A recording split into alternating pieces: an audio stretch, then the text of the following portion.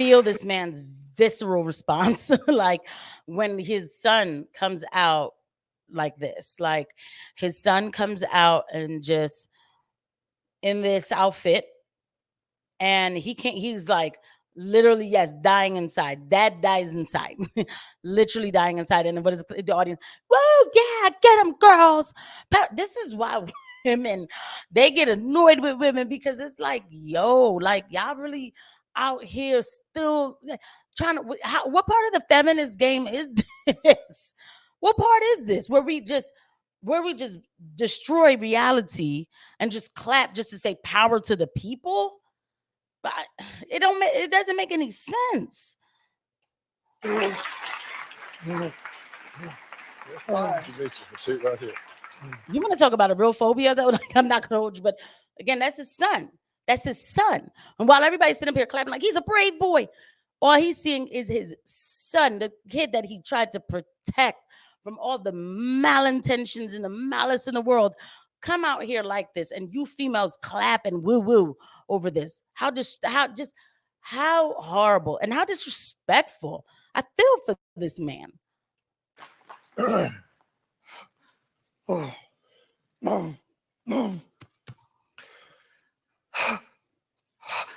Thank you for being here.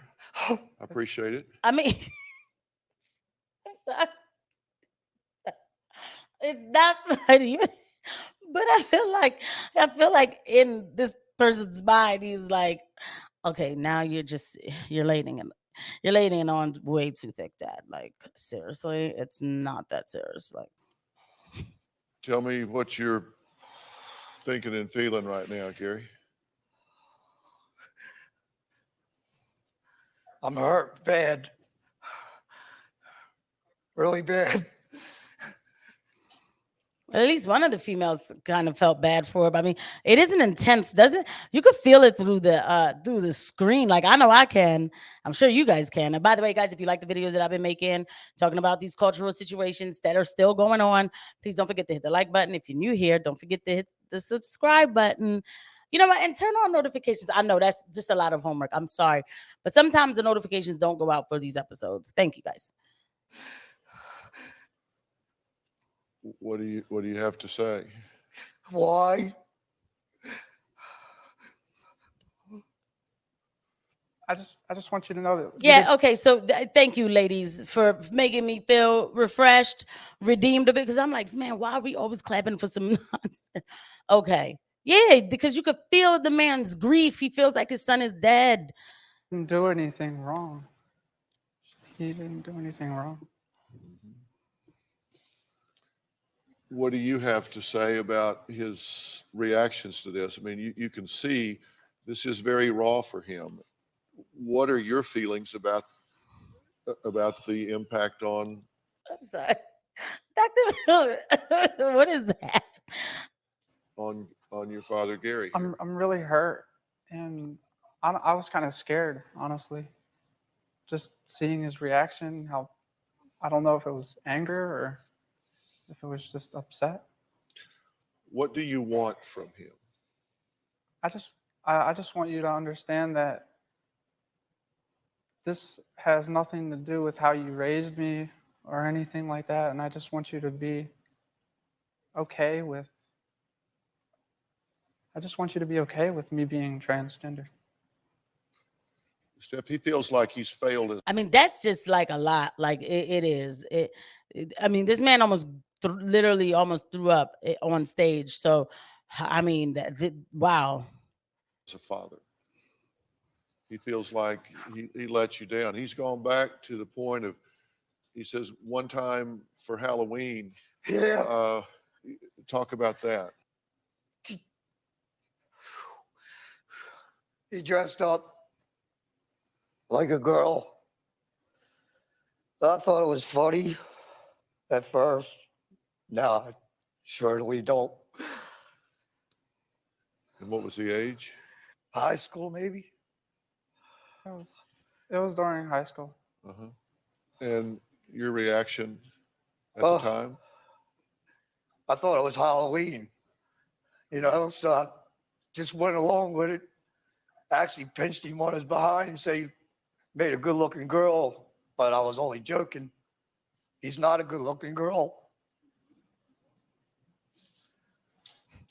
He's not lying either. He's not. So, but that's you see, and okay, guys, I'm gonna keep it real. Oh, okay, let's do this. Right, fine. Everybody has their own like ways how they deal with things. If my brother would have came downstairs with girl clothes on in high school, my father would have went off. He would have absolutely went off. Now, obviously, if somebody was going through something, it wouldn't necessarily stop the thing that they were going through by just simply going off. But I'm just telling you that there would have not been any kind of acceptance of that at all. I'm just saying it is what it is. And that's a normal response for a man. Okay. Like this whole notion of men are just too toxic with toxic masculinity is another reason why we're here. Like it's okay for men to get mad about things like this. I can't believe I even have to say this. Oh my God. He's a very beautiful man. Right. He feels that he's failed you as a father. Do you feel that this is a choice you've made? No, I've always been like this. I just hid it from everyone. How do you? I refuse to believe that's true. I'm sorry, guys. If I could know more about this person, I would find the part when this happened. 'Cause I don't believe that's true. I don't believe that it's a bunch of people walking around just hiding it, and then now all of a sudden they feel okay with it. And they hid it so well that nobody had an inkling that this was what was going to happen. No, I don't believe that. You feel about I just feel like this is me. This is who I am. it? And You don't even sound right though. You don't sound like it's you. You just I just feel like this is me. This is I knew somebody one time like okay, like one time I knew this person who did something outside of their religion, and it was after they had left the religion that they did it, and it was like when their father was like, I can't believe that you got this tattoo. And the person was like, well, somebody bought it for me, so I got it. I was like, that was just, you might as well have just leaned into it and said, I wanted to do it, so I did it. Like, because to say somebody bought it for you, you got it, you're shameful. You look like you're ashamed. He looks like he's ashamed. I mean, this is just me. You're not convincing anybody. Definitely not yourself. how long have you hidden this? As early as 7 years That's a old. lie. Then I don't somebody must have did something. I just sorry. think he understands the burden that is, how much energy that takes, how that affects you to live an inauthentic life. Just imagine waking up every day and seeing and being someone that you don't want to be. What do you hear in those words? What do you hear? I hear confusion.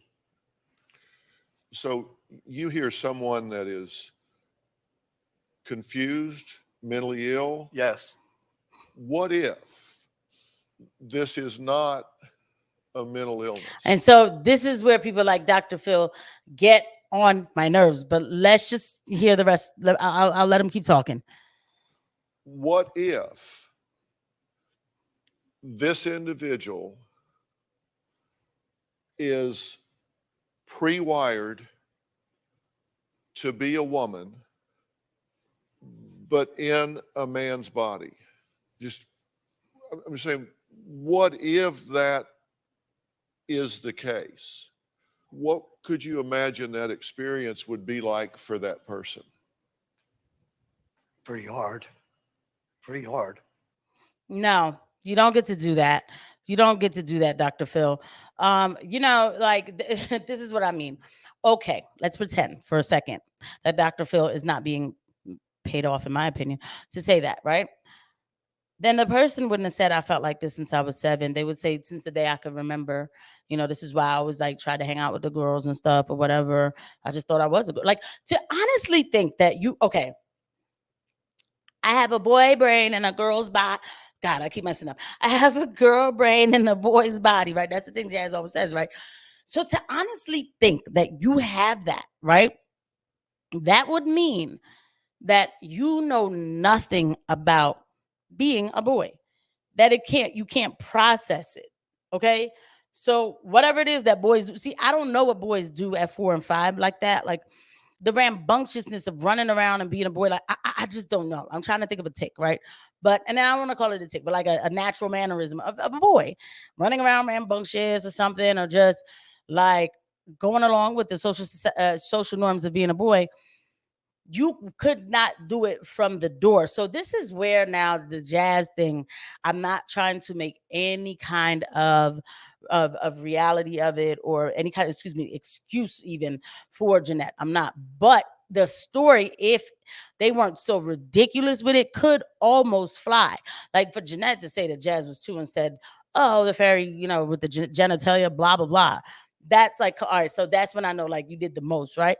But if this was something real, this person would gravitate to being a girl. They would constant from the door, from the absolute door, from the time of social norms of, not parallel play anymore, of actual play. You would have seen this kid always playing with the girls at the age of 4, and not because they were pushed to the girls, but because they just was always with the girl, always.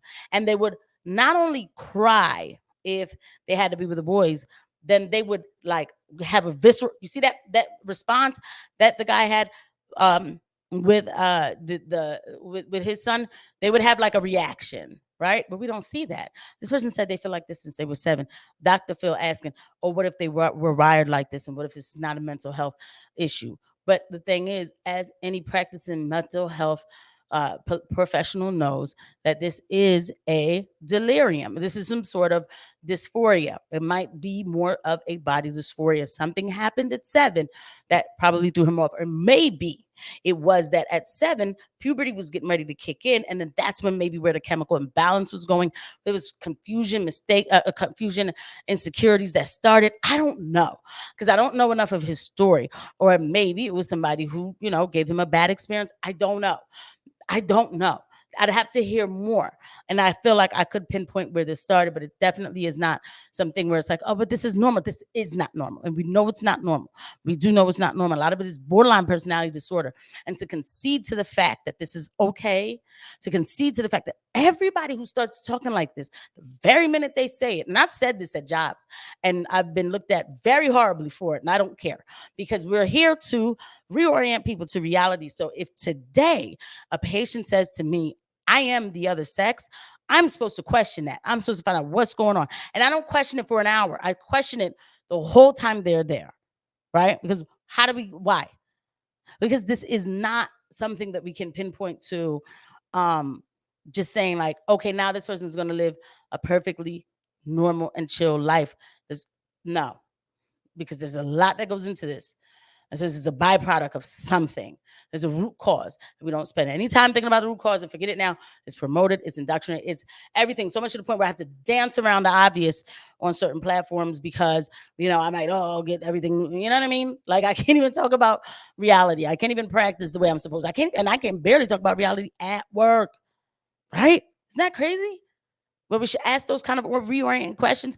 When I have kids coming to the facility and they've hurt themselves and everything, and I ask them, well, what's your gender? And they say, I don't know, but I can't address that part. Is so, well, they're still figuring it out. They're still figuring out what their sex is, right? So that's not the issue. We need to find out something else that's making them do this. Or maybe they're making a decision that's already been made for them, and they should just express. Maybe they're just a tomboy. Now they fill their heads with all these questions and confusion, and now it's a lot. And then now they're just expressing themselves in a very dangerous way. But we can't even touch that obvious part. That's the worst part of this all. I'll see you guys at the next video. Bye.